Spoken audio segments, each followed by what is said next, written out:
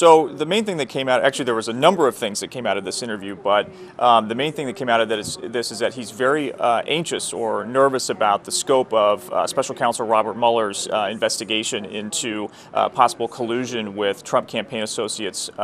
and Russia's meddling in the 2016 election. The main thing that he's very nervous about, or it seems to be upset about, is if Mueller were to venture into looking into his family's finances as part of his investigation. He particularly seemed to single out as kind of a red line that if Mueller crossed that and started looking into those matters, that might be something he considers to be a violation of what Mueller's charge, basically what he is supposed to be investigating.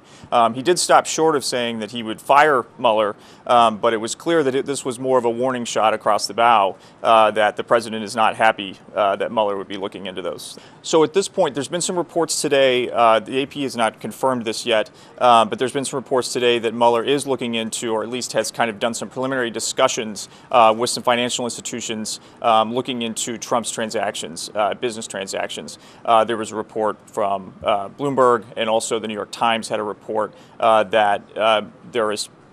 people at Deutsche Bank, which is a major lender for Trump, do expect to hear from Mueller about possibly a subpoena or some requests for some records from them. There were also some reports out there that Mueller seems to be interested in looking at some of Trump's past business relationships with Russians. Another major thing that came out of this interview, which is that the president seems to basically regret his decision to appoint Jeff Sessions, and said so openly,